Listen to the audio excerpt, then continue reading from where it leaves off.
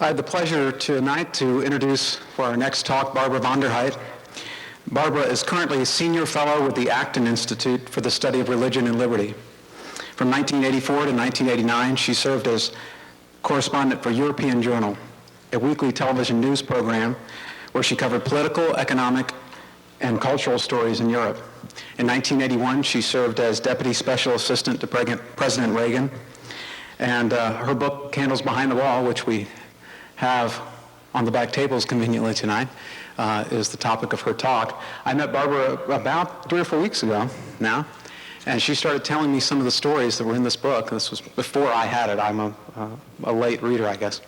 And I thought that she could cover an area that we don't always address as a main topic here at this conference, which is, aside from the institutional issues of economics and politics and history, more of the individual stories of where someone has chosen to take a stand for what they believe in and made a difference. And I think Barbara has something good to say about exactly that, and I'll welcome Barbara to the stage.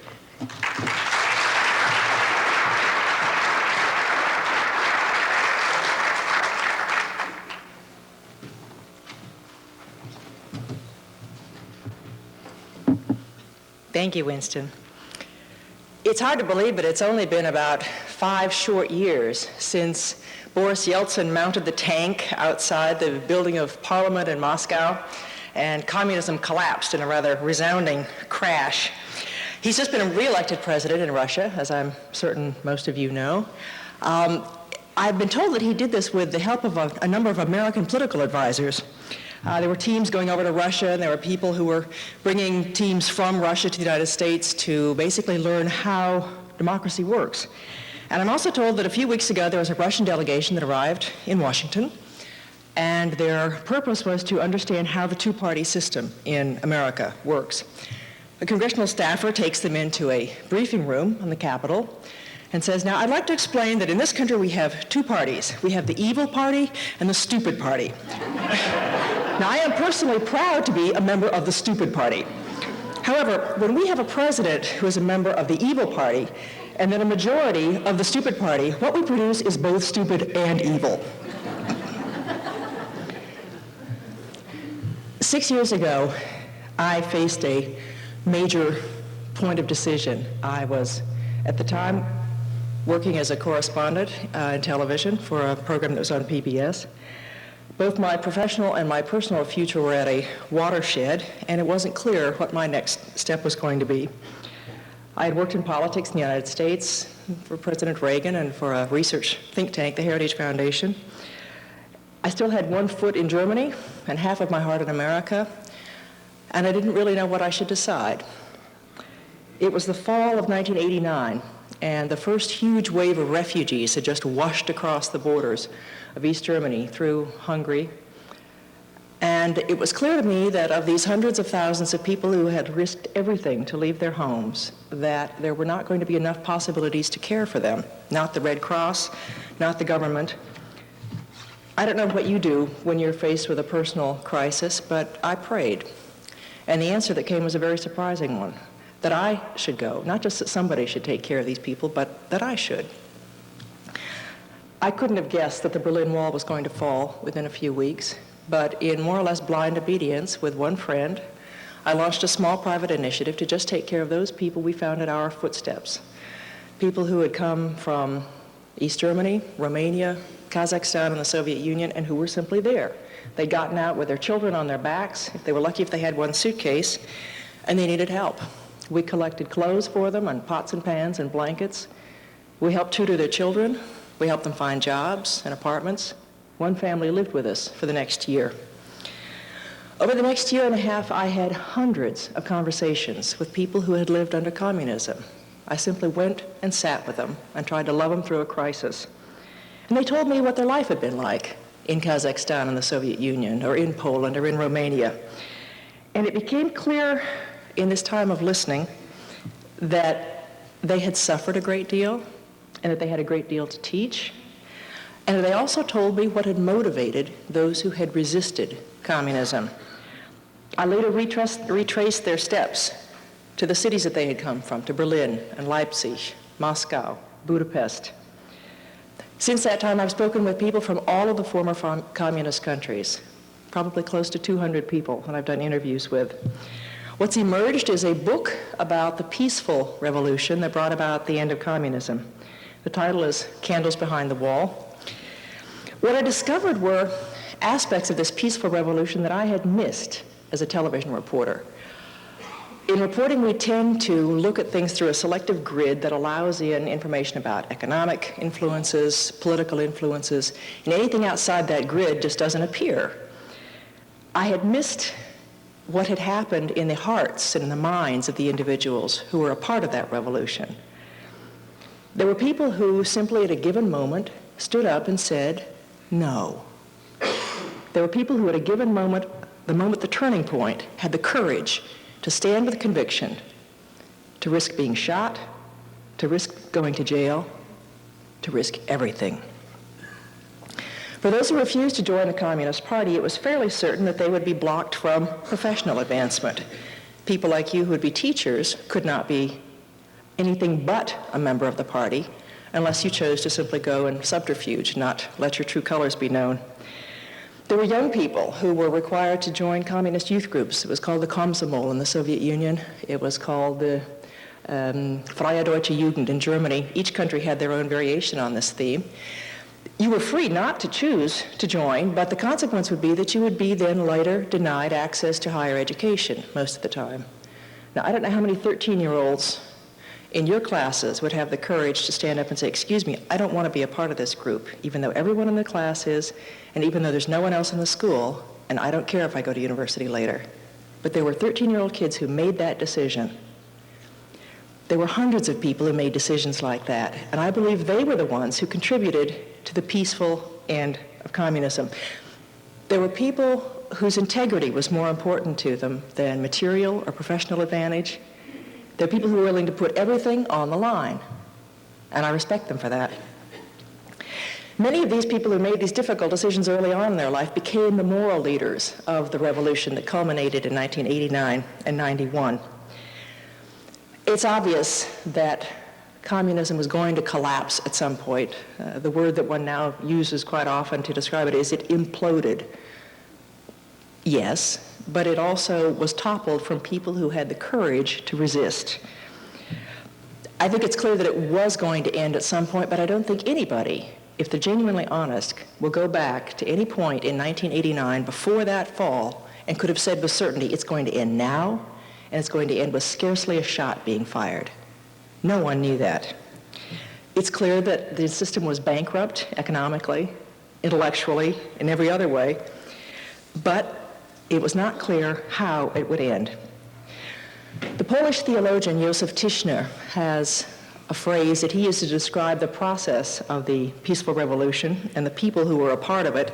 He describes solidarity in Poland as a huge forest of awakened consciences. A huge forest of awakened consciences. It's an image I like, and I think it's apt for what took place in the entire East Bloc. There were people who had the courage to simply stand like a single candle, right where they had been placed, and to just burn, regardless of knowing what the consequences would be. You know, if you put one candle in a dark room, the darkness recedes. And that's exactly what happened when individual people had the courage to stand up and be counted. The darkness receded exactly where they stood. And courage proved to be contagious. I think the image of a candle is a fitting one for the people who resisted communism, and I'd like to share a few of these individual candles with you, these people. Rüdiger Knechtel was a border guard who was stationed at East Germany, right at Checkpoint Charlie. The Berlin Wall is in the middle of Berlin. Those of you who've been there may have seen that spot. Shortly after the wall had been built, he was stationed on the East German side, drafted into their army, as all 19-year-old youths were, and he's standing there armed, under orders to shoot people trying to leave his country. And he said, no, not with me. He convinced all of the other soldiers in his company there also to refuse to fire.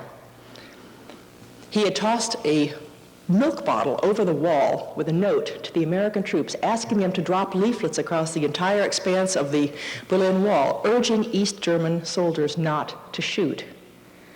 The people in the East found out about that, arrested him, arrested everyone in his company, and he spent the next 2.5 years in jail. Was it worth it? He says yes. And he was one of the people who led the resistance in the late 80s in East Germany. He did interviews with Stasi, the secret police in East Germany, published them before it was actually illegal to do so, received 36 death threats. I've seen some of the letters. I've been to his home.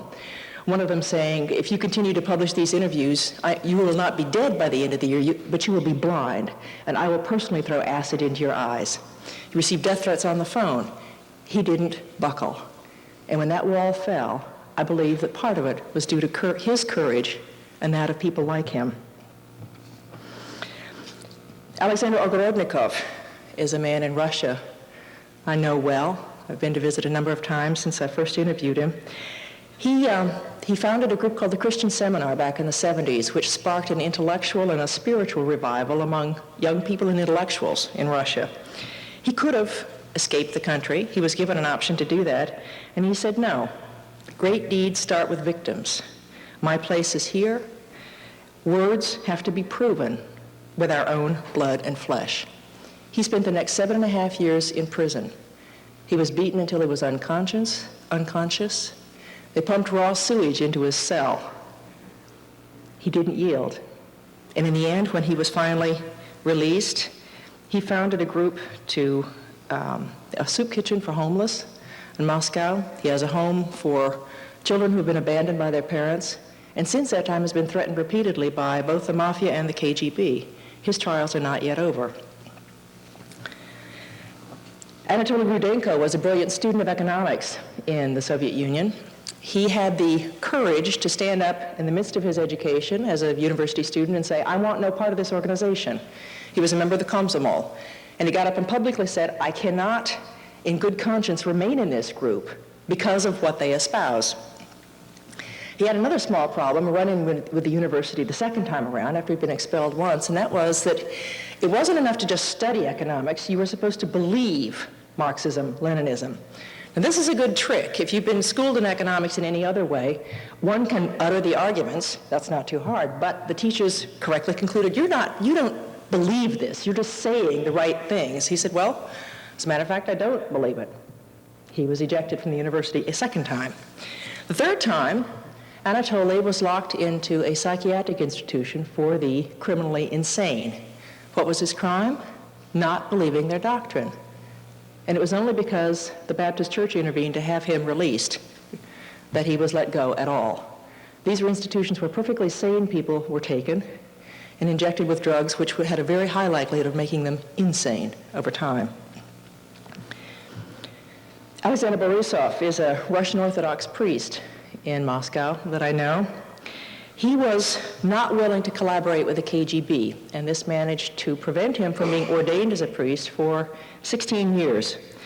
You see, the church was firmly in the hands of officials of the party, which manipulated it through the Council for Religious Affairs. And one of the little interviews that one would have as a prospective priest would be simply the question, would you be willing to then provide us information on dangerous elements in your parish? Father Borisov, Alexander Borisov, not yet a father then, said, I don't think so. At which point they ended the interview abruptly and said, well, I think you are not going to be a likely candidate to become a priest. You see, there was more than just a casual conflict between the people who were members of the Communist Party and those who were people of faith.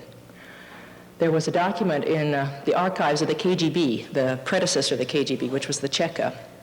This document dates 1921. I've seen it. And it spells out the goals of the Cheka unblushingly. It was to corrupt the church from within. How would they do that? By naming people of weak character to positions of authority, by manipulating all of the members of the clergy who could be manipulated, blocking those, silencing those that they could, executing others. It's all there in the documents. And it was a very successful strategy. There were people, however, like Borisov, who simply said, not with me. And he was one of the people who, because he was a man of proven integrity, was a moral leader during the years of 1990 and 91. When the attempted coup came about in 91, he was one of the people who went to the Moscow City Council, to which he'd been elected, and said, we must condemn this unambiguously. And he also proposed that they write up the reasons that this had taken place. You see, troops had been brought into Moscow, young recruits from elsewhere outside in the regions, who had been told that they were to put down an insurrection of people resisting military conscription. This was a lie. And it was Father Borisov and a handful of others who printed this up in a handbill form, went to the soldiers, personally talked to them, put this in their hand and said, this is what's taking place. And you're going to be a party to it if you shoot. Don't do it. Shirnai Dosova is a young woman who went with him on that day during the attempted coup in August of 91. 33 years old, marched straight up to the tanks surrounding the building of Parliament, knocked on the sides of the tank with her raw fists, just like this, until out of surprise, driver looked out to see what on earth was going on down there. She reached up her hand, extended it with a Bible. She said, it says here not to kill. Are you going to kill me? Looked them right in the eye. That was an act of courage that changed the mind of that tank driver. And there were hundreds of acts of courage like that day, and they did not shoot. These are not isolated instances. I've talked to now some 200 people from all of the countries that participated in this peaceful revolution. And there were unsung heroes, people you've never heard about, people who may never rise to fame again. But in that moment, that critical moment, they stood up and they changed the course of history. The peaceful revolution has deep roots. The uprisings had ended differently in East Germany in 1953, in Hungary in 1956, Czechoslovakia in 1968. I believe that the peaceful revolution began actually in Poland in 1980, shortly after the election of Pope John Paul II. By its own definition, Solidarity was more than just a trade union. It was, in fact, a moral organization defending not just the rights of workers to have, as they put it in their own publications, bread and sausage, but it was also about the search for justice, for truth, and for things that they did not have. And it was the Pope who, when he went there on his first visit, who suggested that people living anywhere have God-given rights which are separate from those approved by the state. And this was not a political statement. This was a theological statement or a philosophical statement. But it was like dynamite at the foundations of communism. And the people who lived in that country said, yes, yes, and we have courage.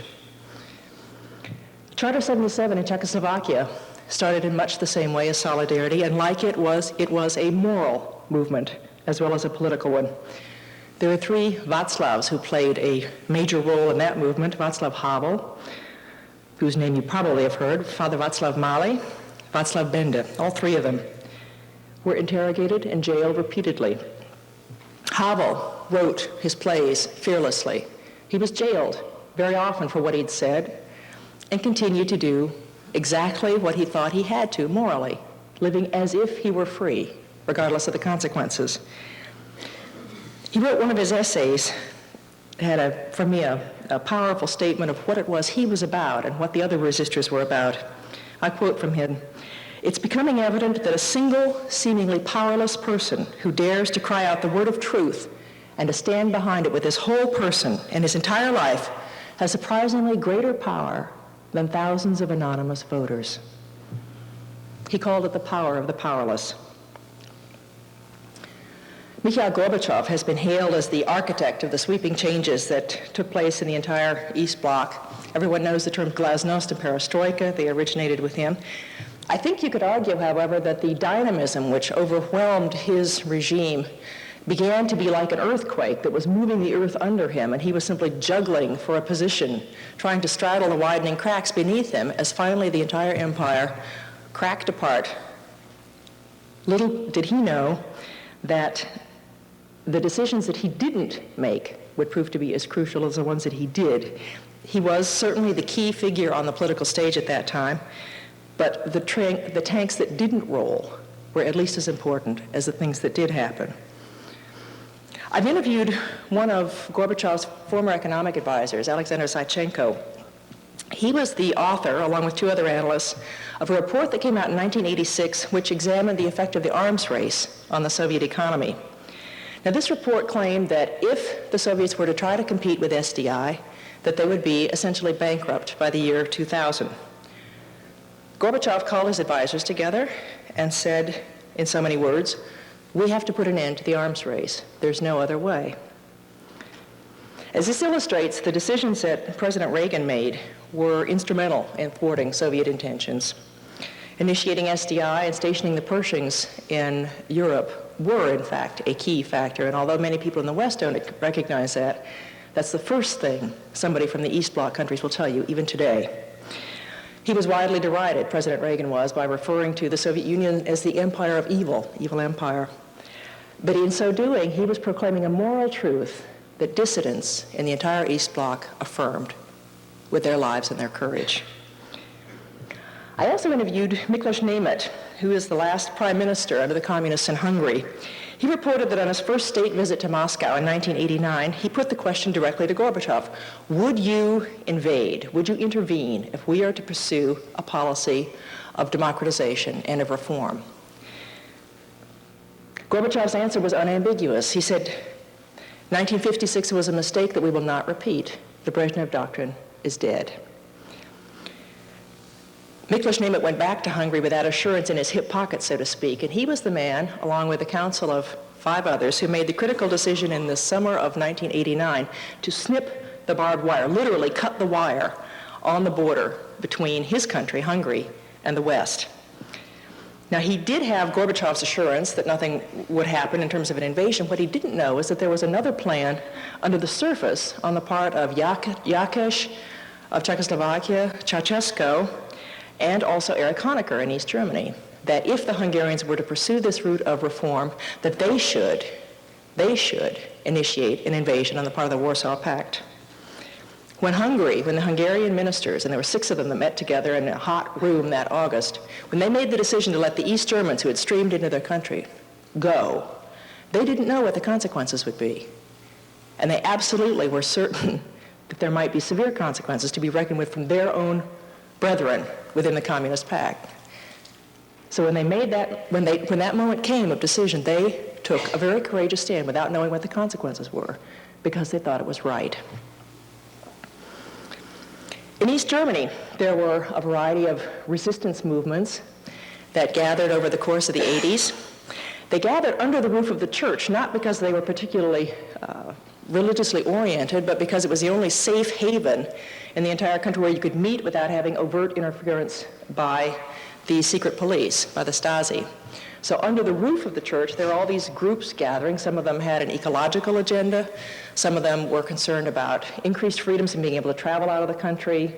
Some of them were upset about their education. There were a variety of things. And these people gathered in little sort of yeasty groups under the roof of the church to simply think about an alternative culture, a better way of doing things, a more peaceful way of doing things. Now, these little groups were of great concern to the Stasi. The secret police was not amused by this. Any group that met with more than 20 people, under any other circumstances, had to have a special permit. And these groups that were meeting in the church kept getting bigger and bigger. Well, the Stasi did the logical thing, which was to simply put people in to report on those meetings. You can call them spies, you can call them informers. At any rate, some of these meetings, there were as many informers as there were genuine participants, but nobody knew who was who. There were a few people who resisted within that structure as well. Christian Führer was the pastor of the Nikolaikirche in Leipzig. He was one of the pastors whose integrity had remained intact during all of these conflicts. He had spoken with quite a number of people who wanted to emigrate from the country, but encouraged them to only use peaceful means to do so. He had been holding something called the Friedensgebet, the prayers for peace, starting in 1983. It was viewed as a dissident movement, and he was also spied upon by the Stasi, received death threats. Nevertheless, he was steadfast, and it was in his church that the actual showdown came in East Germany on October 9th, 1989. Nobody had forgotten the blood-spattered deaths at Tiananmen Square in China only a few months earlier. And on October 6th, the Leipzig newspaper conveyed the threat. I quote, "We are ready and willing to conclusively and effectively put an end to these counter-revolutionary actions, if need be, with a weapon in the hand." That appeared in the Leipzig newspaper. The city on that morning looked as though it was prepared for civil war. Army units were there, helmeted policemen, riot squads, water cannons, armored vehicles trucked in and lining the streets near the Nikolaikirche. I've stood there. Thousands of pints of blood had been shipped into the hospitals, and all the surgeons were on round-the-clock alert to treat the expected shooting victims. One of the churches downtown had been sectioned off as basically a place to treat wounded. Reservists were told, "Today it's either us or them." I'm quoting from one of the officers who spoke that day.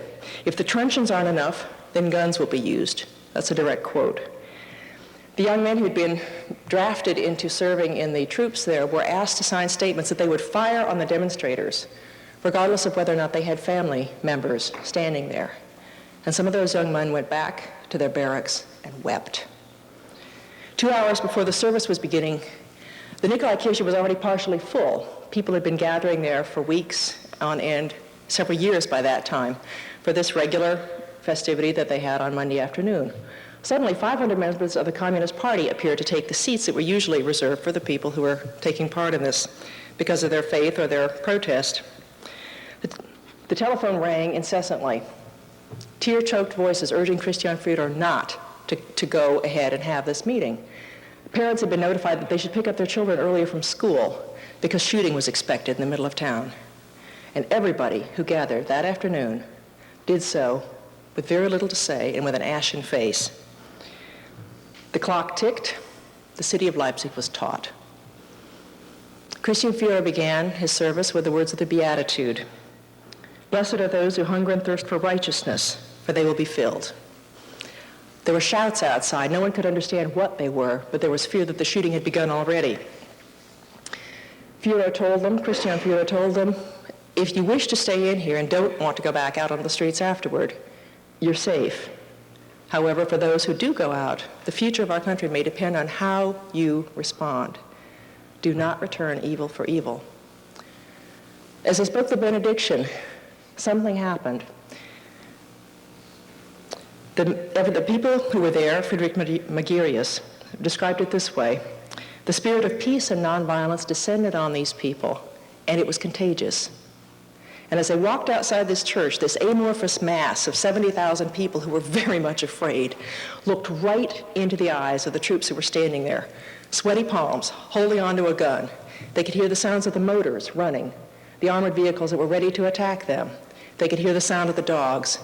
They looked at the light glinting off their helmets and their weapons, and they walked peacefully right between them, looking them in the eye, armed with nothing but a small candle. And they marched around the entire ring of Leipzig, the entire ring of the city. Not one person threw a stone. Not one person so much as knocked the hat off any of these policemen who were there. No one broke a window. No one shouted obscenities. And at the end of that evening, the battle had been won for the forces of peace. There was nothing inevitable about that conclusion, and that was the beginning of the end. Exactly 1 month later, from the same church in the same march across town, it was a commemoration of the Kristallnacht. That was the night before commemorating the beginning of World War II, as the Jewish stores had been broken into, all the windows smashed. This was a commemoration of that evening. It was a silent march diagonally across town. And as the people marched for the 7th time through the city of Leipzig, the wall in Berlin fell with an echo as resounding as that of Jericho. In a moral and a political and a spiritual earthquake, communism in the entire East Bloc came crumbling down. Using a little poetic license, you could claim that what took 10 years in Poland lasted 10 months in Hungary, 10 weeks in East Germany, 10 days in Czechoslovakia, and 10 hours in Romania. What's astonishing to me is that the revolution took place with scarcely a shot being fired. I can't explain that. But I do believe that people of integrity who had the courage to stand up and be counted played a significant role, and they kept it peaceful by design. Adam Michnik remarked shortly after Solidarity advisor Jerzy Popieluszko had been murdered in Poland, "Let these methods remain theirs alone." Solzhenitsyn put it this way: "Those who choose error as their principle must use violence as their method. Those who choose truth as their principle must use peace as their method." He said, as he received the Nobel Prize in 1970, "Once the lie has been dispersed, the nakedness of violence will be revealed in all its repulsiveness, and then, becoming decrepit, will come crashing down." Indeed, it did. I have one desire, and that is that these people of integrity not be forgotten. I think a great deal of concern has been focused on meeting the material needs of these countries since, and their needs are enormous. But I think that if we lose the vision of the moral revolution that preceded the political one, we will have been very short-sighted. It's true that they have enormous problems, that they are materially worse off than they were before in most of the countries very far to the east, possible exception of the Czech Republic and East Germany. Poland and Hungary are making their way slowly, but the farther east you go, the worse their situation is. There are a lot of people who've discovered that the old security of communism was actually preferable to near anarchy, which is what some countries have now. Part of the legacy has been a moral swamp, or a moral vacuum, if you will. People who no longer believe in Marxism don't know what they believe, and they're hungry for something new. Unfortunately, what we've been offering from the West has not necessarily been satisfying for that spiritual or moral hunger. There are people who are uncomfortable with this newfound freedom. They've discovered that they are now free to fly, but they're also free to fall. And there was a certain comfort in knowing that you could have a job. It might not have been a great one, but you had a job. The saying was, we pretend to work, they pretend to pay us. There are people who might not have had a great apartment, but at least they had one. You know, water ran down the walls, and you knew all of the 6 neighbors with whom you shared one kitchen and one bathroom, but you had an apartment. There are people who would prefer that security now and would cheerfully trade it away for what they think freedom has given them. I don't know that I blame them for that decision, but I don't know that they've ever really been offered an alternative. They think they have. But any genuine sense of what we understand in terms of democracy or market economy has not been offered, most of them. I would contend that the material problems and the political problems of these countries are enormous, but that there are other problems that are exacerbating that condition. Part of it has to do with the bitterness about their past. Now, you know in human terms that if you carry around a great deal of bitterness, it will do something to you inside. It consumes you. And if it doesn't end up producing something like cancer of the body, it produces cancer of the soul. And there's a great need for reconciliation and healing in the people who were oppressed, those who did the oppressing, and those who were their victims. And they are still internally hemorrhaging because of that. There are people who have been able to forgive, and it's a very hard thing to do. Pastor Uwe Holmer is one of the examples. None of his 10 children could study at a university in East Germany because they were Christians. And despite that, Holmer and his wife took in the deposed East German communist leader, Erich Honecker, shortly after he had been booted out of office unceremoniously, physically took him into his home, moved one of his children out of the room and said, "We've been commanded to forgive our enemies, to give them shelter. He can come stay with us." Now, there were a lot of people in the country who did not understand that. There were demonstrations in front of his house. I've been there. They would line up in front of his house, shout obscene things at Erich Honecker and say, they should take him out like they did in Romania. Put him up against a wall and shoot him. I'll shoot him myself. Holmer stood between these angry crowds and the man who had prevented his children from studying. They went through bomb threats. They had motorcycle gangs that came up and threatened them, and he was absolutely steadfast. A lot of people were angry about that, and Holmer was asked to go on television to explain why on earth he would do something as foolish as taking in the former communist leader, this Sau, as they call him, Schwein, pig. And he said, there's a reason for this. A man came up after one of these interviews and said, "You speak so easily about forgiveness.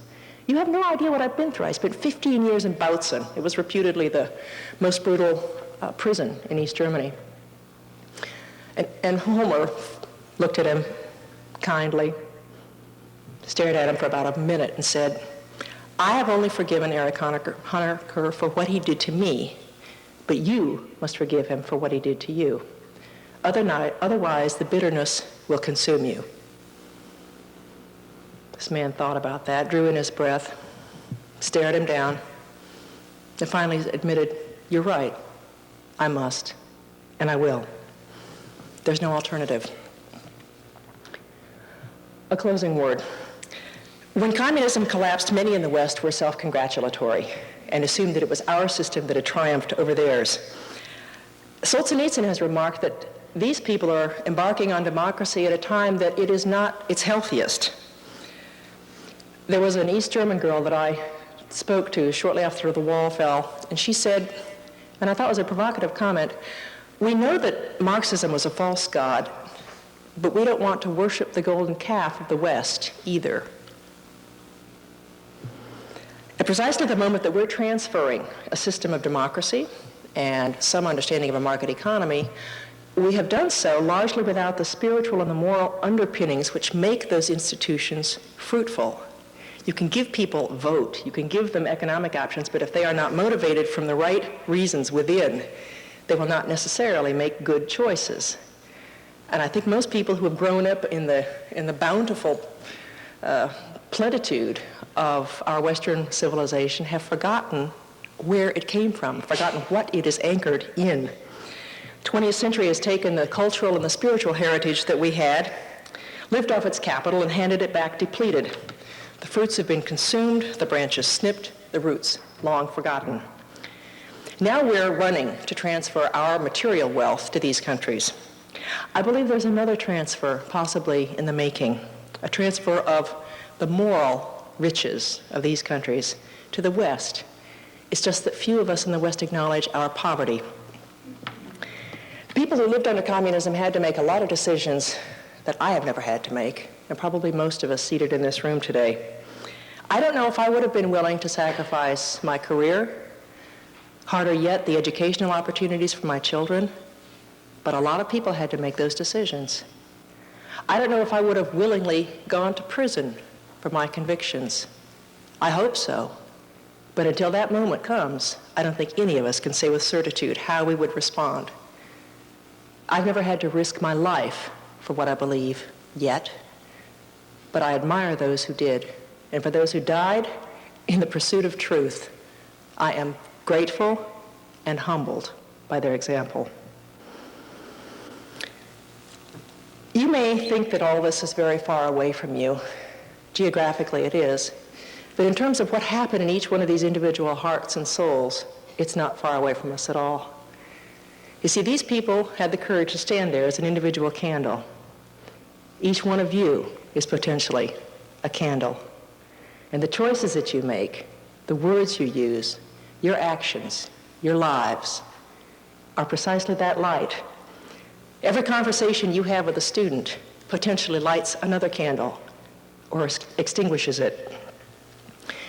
Every one of these people had a disproportionate effect on the landscape around them because they had the courage to stand and say what's true and to put their whole person behind it. You have that effect as well, potentially. 100 points of light going back to the communities where you stand, if you'll be a candle. Every word counts. Every relationship counts. And you define who you are by what you do and how you live. The kind of character that was formed in this crucible of communism is striking. It's like the formation of coal in the earth. Enormous pressure exerted over eons of time creates either dust or diamonds. Thank you.